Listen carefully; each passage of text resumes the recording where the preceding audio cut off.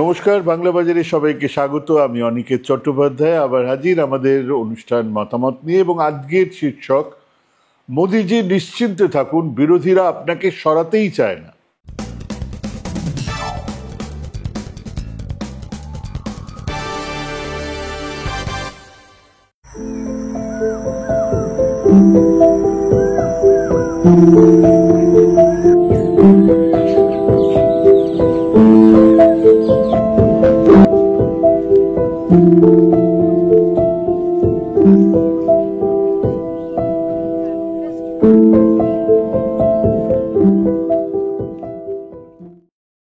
মোদি শাহের সব থেকে ভরসার জায়গা হলো বিরোধী জোটের বিচ্ছিন্নতা, তাদের একে অন্যের সঙ্গে সম্পর্ক, তাদের নিজেদের রাজনৈতিক স্বার্থ, তাদের প্রকাণ্ড ইগো আর তাদের নিজেদের সম্পর্কে এক হিমালয় প্রমাণ ভুল ধারণাই আরএসএস বিজেপিকে 100 পা এগিয়ে রেখেছে। ধরুন বামেরা, অন্যদের কথা বাদই দিলাম, অন্তত সংসদে আছেন এমন বামেদের এক অদ্ভুত টগরবুষ্টমিপনা আছে, এক প্রবল ভুয়ো সতীত্ব বোধ আছে, যা তাদেরকে এক সার্বিক জোট করার এতটুকু সুযোগই দেয় না। তারা প্রতি মুহূর্তে বলে যায় যে বামেরা ছাড়া আরএসএস বিজেপির বিরুদ্ধে প্রকৃত লড়াই সম্ভবই নয়। অথচ খেয়াল করুন, সংসদীয় রাজনীতিতে সেই অর্থে তারা একক শক্তিতে এই ভারতের কোনো একটা আসনেও বিজেপির বিরুদ্ধে লড়াই করছেন না, করার সামর্থ্যই নেই। অন্যদিকে আঞ্চলিক দলগুলোর মধ্যে দুটো ভাগ, এক হলো তারা রাজ্যের সংস্কৃতি, রাজ্যের আইডেন্টিটি বহন করে, যেমন ডিএমকে, ঝাড়খণ্ড মুক্তি মোর্চা, কাশ্মীরের ন্যাশনাল কনফারেন্স বা কিছুটা হলেও সেই স্বরূপ ধীরে ধীরে নিতে থাকা তৃণমূল দল। অন্যটা হলো এক রাজ্য বা দেড়খানা রাজ্যের মধ্যেই আটকে থাকা দল, যেমন উত্তরপ্রদেশের সমাজবাদী দল, বিহারের আরজেডি দল বা আপাতত আম আদমি পার্টি ইত্যাদিরা তাদের রাজ্যে, তাদের এলাকায় তাদের স্বার্থ দেখতে ব্যস্ত। তাদের কাছে এটা টিকে থাকার লড়াই, সার্ভাইভালের লড়াই। আর এনারা প্রত্যেকে জানেন যে বিজেপি বনাম সেই দলের বাইনারি একমাত্র কাম্য, অর্থাৎ কাম্য হচ্ছে গিয়ে এসপি বনাম বিজেপি। মানে সেখানে তারা এমন একটা লড়াই করবেন যেখানে বাকিরা কোনো জায়গাতেই আসতে পারবেন না, বা জায়গাতে আসা তাদের সম্ভবই নয়। তার কারণ বাইনারি তাদেরকে টিকিয়ে রাখে রাজ্যের তৃণমূল দল। আমরাই একমাত্র বিজেপি বিরোধী শক্তি, অতএব সেই বাইনারি বাকিদেরকে নন এক্সিস্টেন্ট করে তোলে। তাই তারা অন্য কোনো দলকে সেভাবে পাত্তাও দিতে চান না। আর যেহেতু অন্য দল প্রায় বিজেপির ইস্যু নিয়েই তাদেরকে আক্রমণ করতে যান তাদের টিকে থাকার স্বার্থে, যার ফলে তাদের সঙ্গে সম্পর্ক সেরকম হয় না। ওদিকে কংগ্রেসের মাথায় একটাই কথা ঢুকে গেছে, কেউ কোথাও নেই, তারাই সব। ওই রাহুল বাবা আর প্রিয়াঙ্কা দিদিমণি মিলেই বিজেপিকে সরিয়ে কংগ্রেসই রাজ আনবেন। Genetic problem. তার মধ্যে আবার বিভিন্ন রকমের ফল্ট লাইন আছে। হরিয়ানা, মহারাষ্ট্র, রাজস্থানে যে ছোট্ট সিপিএম কংগ্রেসের সঙ্গে, সেই দল কেরালাতে মুখোমুখি লড়ছে কেবল নয়, কংগ্রেসকে বিজেপির বি টিম বলছে। এদের বাংলাতে সিপিএম আগে রাম পরে বাম করতে গিয়ে সর্বাঙ্গে ঝান্ডু বাম বলম মেখেও মন ও শরীরের ব্যথা সারিয়ে উঠতে পারছে না। দিল্লিতে ইন্ডিয়া জোট হয়নি, আপ আর কংগ্রেস আলাদা লড়েছে, ফল আমাদের হাতের সামনে। গোটা উত্তর ভারত বিজেপির দখলে। বিহারের নির্বাচন হলে বোঝা যাবে সেখানে বিজেপি কতটা জায়গা করে নিয়েছে। উত্তর ভারতে তাদের এর পরের লড়াই এই বাংলাতেই। সবাই জানে কংগ্রেসের পক্ষে একা বিজেপিকে সরানো অসম্ভব। কর্ণাটক আর তেলেঙ্গানা বাদ দিলে প্রায় প্রতিটা নির্বাচনে তাদের বিজেপির বিরুদ্ধে স্ট্রাইক রেট 10-এরও কম। আবার কেবল আঞ্চলিক দলগুলোই বিজেপিকে যে হারাতে পারবে তাও নয়, কারণ কংগ্রেসের সারা ভারতের অর্গানাইজেশন এবং তাদের কাছে এখনো 20% ভোট থাকা। তাহলে এক বড় জোট দরকার, জোটের এক পাকাপোক্ত নেতৃত্ব দরকার, দরকার এক কমন মিনিমাম প্রোগ্রামের। আর তা করতে গেলে এখনই 4টে কাজে জোর দিতে হবে। 1, বিজেপির হিন্দুত্বের বদলে এক দলিত, আদিবাসী, আইডেন্টিটি পলিটিক্স আর সর্বধর্ম সমন্বয়ের রাজনীতিকে তুলে ধরা। 2, বিজেপির এক সর্বগ্রাসী জঙ্গি জাতীয়তাবাদের বিরুদ্ধে বিশ্বশান্তি নির্জোট আন্দোলনের কথা তুলে ধরা। 3, সারা দেশে কর্পোরেট ক্যাপিটালের ফড়েগিরির বিরুদ্ধে, ব্যাংক থেকে জল, জঙ্গল, জমি লুটের বিরুদ্ধে কথা তোলা। চার, সারা দেশে বেকারত্ব মূল্যবৃদ্ধির বিরুদ্ধে এক ব্যাপক ক্যাম্পেইন গড়ে তোলা। আর এসবের জন্য এক অ্যাক্টিভ ইন্ডিয়া জোট চাই, একটা মুখ চাই যে মুখ মোদিজির বিরুদ্ধে মানানসই, সমানে সমানে লড়ে যেতে পারবে। শরদ পাওয়ার কথাও বলতে পারছেন না, লালু যাদব অসুস্থ, এরপরে মমতা ছাড়া কেউ নেই, কাজে ইন্ডিয়া জোটকে বিজেপির বিরুদ্ধে দাঁড়াতে হলে মমতা ছাড়া অন্য কোনো মুখের কথা ভাবাও যাবে না। যদি বিজেপি হাটাও এটাই একমাত্র স্লোগান হয়, তাহলে ইন্ডিয়া জোট চাই, আর জোটের মাথায় মমতা বন্দ্যোপাধ্যায়কে চাই, এছাড়া আর কোনো বিকল্প নাম বিরোধীদের কাছে নেই। অথচ রাহুল বাবা নিজেকে ছাড়া সেখানে কাউকে দেখতেই পাচ্ছেন না। মাথায় তিনি নিজেকেই দেখে যাচ্ছেন, ঘুমে জাগরণে, স্বপনে শয়নে। নরেন্দ্র মোদী 24/7 থাকেন ইলেকশন মোডে। দেশে বিদেশে যেখানেই থাকুন, ওনার একটা চোখ দেশের নির্বাচনের ওপরে থাকে। তিনি দেশের একমাত্র প্রধানমন্ত্রী যিনি এক কর্পোরেশন নির্বাচনের প্রচারও করেছেন। হায়দ্রাবাদ কর্পোরেশনে জিতে উঠতে পারেননি, কিন্তু বিজেপির ভোট আর আসন দুটোই সেখানে বেড়েছিল। সেই মোদিজির বিরুদ্ধে কংগ্রেস সেই গব্বরের ডায়লগ, 6 গোলিয়া ওর আদমি 3, বহুত না ইনসাফি হ্যায়। টাইম মেশিনে চড়ুন, খানিকটা পিছিয়ে যান। 2024 লোকসভা নির্বাচন, বিজেপি ডাক দিয়েছিল আবকি বার 400 পার। মাঝারি সারির নেতারা প্রকাশ্যেই বলেছেন এবারে সংবিধানটাই বদলে দেব। দিতেনও নিশ্চিত কপ করে লুফে নিয়েছিল বিরোধীরা সেই স্লোগান, ওদের সম্মিলিত স্লোগান সংবিধান খতরে মে হ্যায়, সংবিধান বিপন্ন। হাতে সংবিধান নিয়ে রাহুল এবং বিরোধী নেতাদের জনসভাতে মানুষের ভিড়। মানুষ, বিশেষ করে পিছিয়ে পড়া জাতি, দলিত মানুষ বুঝলেন 400 আসন পেলে সংবিধান বিপন্ন, আটকে গেল বিজেপি, থমকে গেল। 400 পার তো দূরস্থান, একক সংখ্যাগরিষ্ঠতা থেকে অনেক দূরে 240। কিন্তু সেদিন থেকেই বিজেপি তাদের নেতারা নতুন স্ট্র্যাটেজির কথা ভেবেছেন, নতুন স্লোগানের কথা ভেবেছেন, আরো মারাত্মক পোলারাইজেশনের কথা ভেবেছেন, নতুন স্লোগান এনে হাজির করেছেন। মহারাষ্ট্রে বললেন বাটেঙ্গে তো কাটেঙ্গে, হিন্দুত্বের পোস্টার বয় আদিত্যনাথ যোগীর স্লোগান মুখে মুখে ঘুরছে। প্রধানমন্ত্রী নরেন্দ্র মোদী একটু একটু সরিয়ে নিয়ে গিয়ে সেই স্লোগানের ওপর শিলমোহর দিলেন, বললেন এক হ্যায় তো সেফ হ্যায়।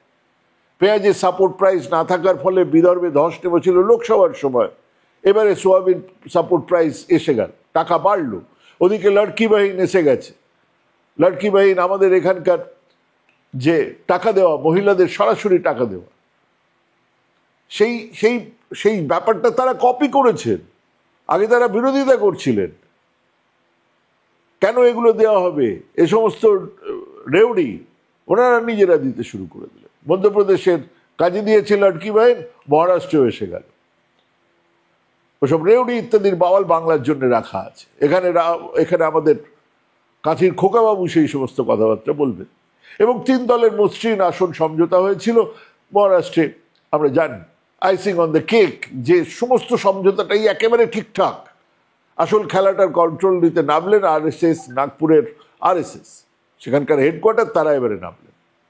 মাস 6 আগে থেকে শহর এলাকা থেকে শুরু করে সমস্ত জায়গায় তারা টার্গেট করেছে। ঠিক যেরকম কাজটা এখন বাংলাতে করছেন, কারণ ওনাদের জানা আছে কি আগামী দিনের রাজনীতিটা কোথায়। ওদিকে রাহুল গান্ধীর হাতে তখনও সেই সংবিধান, তিনি আগের মোড থেকে নামেননি, তিনি আগের ইস্যু থেকে নামেননি। সংবিধান খাতরে মে হচ্ছে বিধানসভার নির্বাচন, হাতে সংবিধান নিয়ে উনি ঘুরছেন। বিধানসভায় কেউ জিতে সংবিধান পাল্টাবে, কিন্তু উনি ঘুরছেন। অন্য ইস্যু হলো ধারাবিতে আদানিদের দখলদারি, বিরোধীরা সেখানে একসঙ্গে নেই। বহু জায়গাতেই আলাদা, শরদ পাওয়ার আলাদা। নির্বাচন চলাকালীন শরদ পাওয়ার জানিয়ে দিলেন হ্যাঁ আদানি ঘরেই তার সঙ্গে বিজেপির মিটিং হয়েছিল। উদ্ধব ঠাকরে মুম্বাইতে লড়ছেন, তার ছেলে লড়ছে, তারা আদানি নিয়ে কথাই বলছেন না। কংগ্রেস কোন নতুন ইস্যু নিয়ে নেমেছে, সেখানে ইন্ডিয়া জোট নামলো, কোন নতুন স্লোগান দিল। রাহুল গান্ধী কটা প্রচারে এলেন মহারাষ্ট্রে, কটা জনসভাতে উদ্ধব, শরদ, রাহুলকে একসঙ্গে দেখা গেল, কোথাও না। একখানাতে এসেছিলেন, সেও আগে পরে, শেষটায় তবু মঞ্চে দেখা গেছে। এর আগের মানে লোকসভার নির্বাচনের পরে বোঝা গিয়েছিল যে বঞ্চিত বহুজন আগাড়ি বলে একটা ছোট দল, তারা প্রত্যেক আসনে ভোট কাটছে। তাদের সঙ্গে জোট করার জন্য যে উদারতা দেখানোর প্রয়োজন ছিল বিরোধীরা সেইটা দেখালো না। প্রকাশ আম্বেদকরের জোটের দলের সঙ্গে জোট হলেই একেবারে জয় এসে যেত, তাও তো না। কিন্তু একটা একটা বিরোধী দল, একটা বিরোধী জোট আমরা বিজেপিকে সরাতে চাই, এই পারসেপশনটা তো মানুষের কাছে পৌঁছবে। তিন দলের অবস্থা এমন এখন টেকনিক্যালি বিধানসভাতে বিরোধী দলনেতা হওয়ার সংখ্যাও তিন দলের মিলিয়েও কারোর কাছে নেই। হরিয়ানা দিল্লিতে আমরা একই ছবি দেখলাম, লোকসভাতে 2 গান্ধী, রাজ্যসভাতে 1 জন। ওদিকে বিজেপির প্রচারে প্রথম অস্ত্রই হলো কংগ্রেসের বংশানুক্রমিক শাসন। তারা হাতে একের পর এক সেই বংশানুক্রমিক শাসন যাতে বিজেপি বলতে পারে তার যুক্তিগুলো জুগিয়ে যাচ্ছেন। কেন এক পরিবার থেকে 3 জন মানুষ? মানুষ তো দেখছেন সংসদে 3 গান্ধী, রাজ্যসভাতে কানাইয়া কুমারকে পাঠালে রাজ্যসভার 1 জন, বলিয়ে কইয়ে মানুষ যেত সোনিয়া গান্ধী অসুস্থ কিন্তু তিনিই যাবেন। কাজেই প্রধানমন্ত্রীর কথা বিশ্বাসযোগ্যতা পাচ্ছে, মানুষ বিশ্বাস করছে যে হ্যাঁ দেখো এদের বংশানুক্রমিক শাসন। কংগ্রেস তার নিজের জোরে ওই এক তেলেঙ্গানা আর কর্ণাটক ছাড়া কোথায় আছে? হরিয়ানাতে দলের ভেতরের লড়াই সামাল দিতে পারলো না, নির্বাচনের কথাবার্তা সেটাই বলছে। শৈলজা কুমারী আর ভূপেন্দ্র সিং হুডা নিজেদের মধ্যেই লড়ে গেল, ব্রেক ব্যাটিং চলছে, এ ওকে ইট ছুটছে, ওকে। বিজেপির দরকার কি? কেউ দেখার ছিল না। এই বিবাদ আগে মেটানোর সুযোগ ছিল, মেটানো হলো না। আবার হরিয়ানাতে কংগ্রেস সাফ জানিয়ে দিল আপকে তারা আসন ছাড়বে না, 3টে আসন চলে গেল। সেই জন্য কেজরিওয়াল ইন্ডিয়া জোটের হয়ে প্রচারে নামতে পারতেন যে কোনো সময়, তিনি অনেকের চেয়ে বেটার ক্যাম্পেনার। কোথায় কি? সমাজবাদী পার্টির ভোট আছে হরিয়ানাতে, 11টা এরকম আসন আছে যেখানে যাদবদের সংখ্যা প্রচুর। রেবাড়ি, মহেন্দ্রগড়, গুরগাঁও, নেবার, এই সমস্ত অঞ্চলে অখিলেশ প্রচারে থাকলে এসপি খান 3-4 আসন পেত কি পেত না, কংগ্রেসের কাছেও কিছু ভোট যেত। কংগ্রেস তারা পাত্তাই দেবে না। মহারাষ্ট্র মুখ্যমন্ত্রী কে হবেন, উদ্ধব ঠাকরের নাম বলাই যেত, বলা হলো না, ফলাফল আসার পরে বলা হবে। কেন? মানে খুব পরিষ্কার, কংগ্রেস ভাবছে আমাদের যদি বেশি আসন এসে যায় আমরা তখন একটা মুখ্যমন্ত্রী পাবো। উদ্ধবও তাই ভাবছেন, শরদ পাওয়ারও তাই ভাবছেন, নিজেদের ইন্টারেস্ট ক্ল্যাশ করে যাচ্ছে। ওনাদের মাথায় লোকসভার রেজাল্ট ঘুরছে, জিতেই গেছি, জিতে তো যাবোই। বিজেপি অনায়াসে জিতে গেল, সুইপ করলো, তারা নিজেদের সংগঠন সামলেছে, আবার তাদের পুরনো পারফরমেন্সে ফিরে এসেছে। ঝাড়খণ্ডে জয় এসেছে হেমন্ত সোরেনের, কিন্তু সেই জয় সম্পূর্ণ হেমন্ত সোরেনের জয়। তার মহিলা ভোটারদের জন্য স্কিম, মাইয়া সম্মান, আদিবাসীদের 400 টাকার বিদ্যুৎ বিল, এসবের ওপরে তার জেলে যাওয়া, জেল থেকে বেরিয়ে আসা, এবং কল্পনা সোরেনের লড়াকু ইমেজ, এবং তাদের যে জাতি আইডেন্টিটি, নিজেদের আইডেন্টিটির লড়াই। ওই অধীর চৌধুরী জোকার মার্কা হিন্দি ভাষণে সেখানে ভোট আসেনি, ভোট পেয়েছে জেএমএম, সঙ্গে জোট ছিল বলে আসন পেয়েছে কংগ্রেস। সেই তুলনায় আরজেডির পারফরমেন্স অনেক ভালো। ঝাড়খণ্ডে জেএমএম বিজেপির যে উগ্র হিন্দুত্ব, তার পাল্টা একটা আইডেন্টিটি পলিটিক্স, সেটাকে দাঁড় করিয়ে নিজেদের জয় আনলো। এবং দেখা যাচ্ছে এই আইডেন্টিটি পলিটিক্সই তাদের জয় আনতে পারে। মহারাষ্ট্রে যা মহাবিকাশ আগাড়ি পারলো না, আসলে কংগ্রেস তার জলসাঘরের জমিদারের চেহারা থেকে, সেই খোলস থেকে বার হতে পারছে না। কংগ্রেসের ক্ষয় সেই কবেই শুরু হয়ে গেছে, তার কাছ থেকে সরে গেছে তফসিলি জাতির সমর্থন, সরে গেছে দলিত মানুষজন, ভোট শেয়ার কমছে, দল ভেঙে বেরিয়ে যাচ্ছেন লোকজন, আঞ্চলিক দল কংগ্রেসের ভোট কেড়ে নিচ্ছে। বাংলাতে কংগ্রেস মুছে যাবার কারণ সেটাই।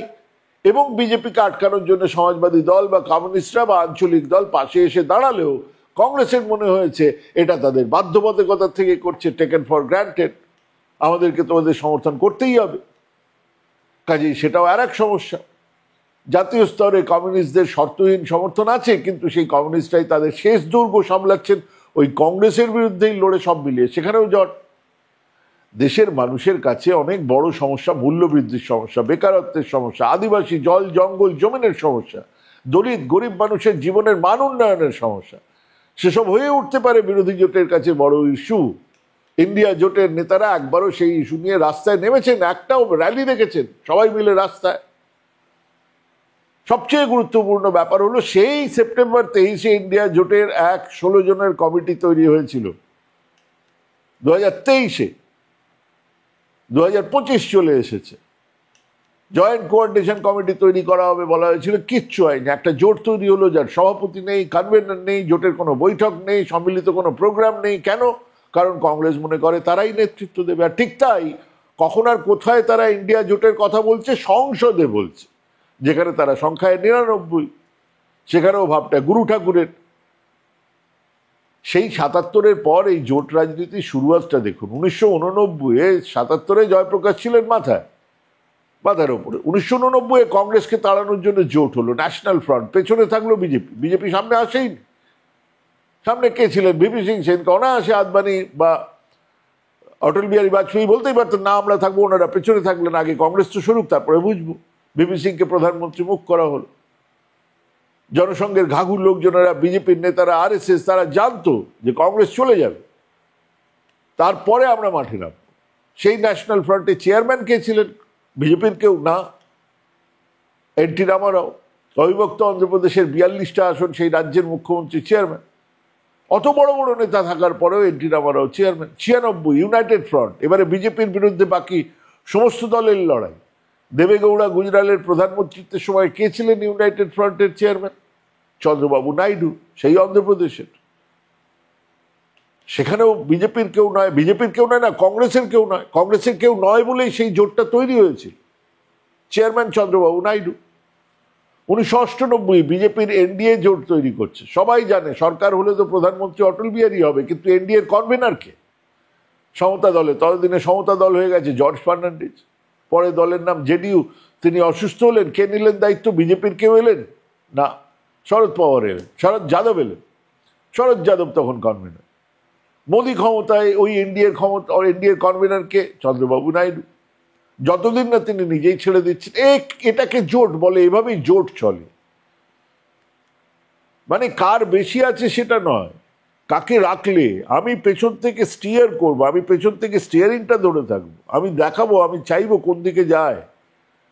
আগে বিজেপি পড়ুক না, তারপরে এই দলগুলোর মধ্যে একটা লড়াই হবে, বোঝা যাবে। কিন্তু তারা আগে নিজেদের ক্ষমতা চান, নিজেদের জায়গা চান। 2024-এর লোকসভা ফলাফলের পরে দেশের গণতান্ত্রিক মানুষ, দেশের উদার ধর্মনিরপেক্ষ মানুষজন খুশি হয়েছিলেন, মনে করেছিলেন মোদিজির অশ্বমেধের ঘোড়া থমকে গেছে, এবারে পূর্ণ শক্তি দিয়ে মাঠে নামলে আরএসএস বিজেপি সংঘ পরিবার পিছু হটে যায়। মোদি মিডিয়া অমন চরম ভুলভাল এক্সিট পোল দেখানোর পরে ঘাবড়ে গিয়ে সামাল দেওয়ার জন্য বিরোধী নেতাদের ডেকে কিছু কথাবার্তা বলছিলেন, বিরোধী নেতাদের খানিকটা বলতে দেওয়া হচ্ছিল এবং একেবারে স্বাধীন রাজনৈতিক বিশ্লেষকদের কথা বলতে দেওয়া হচ্ছিল।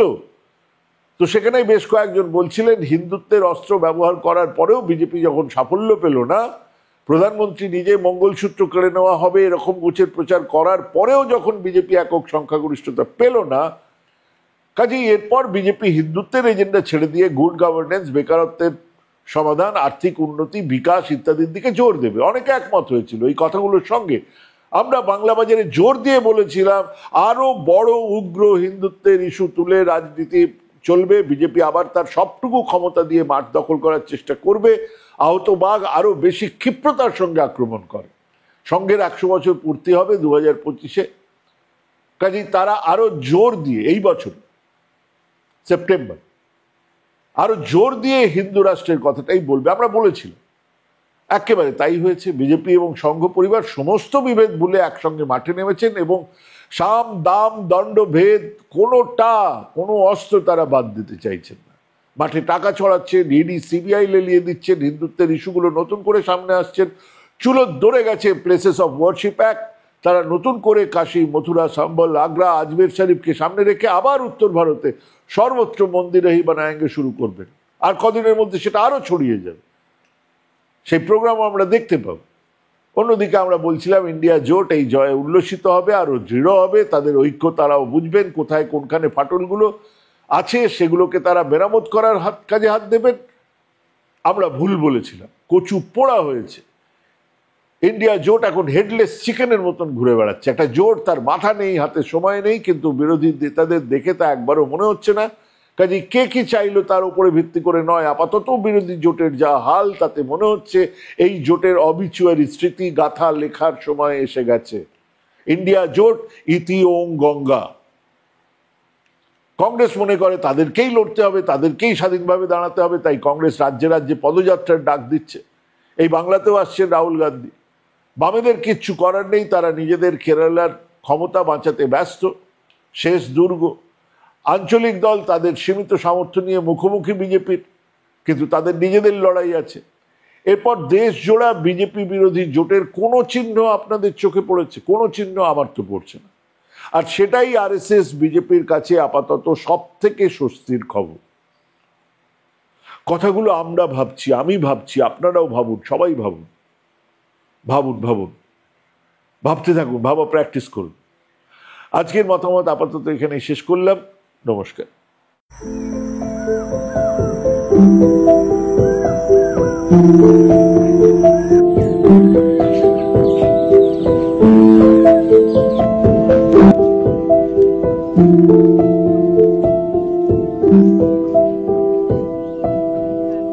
Thank you.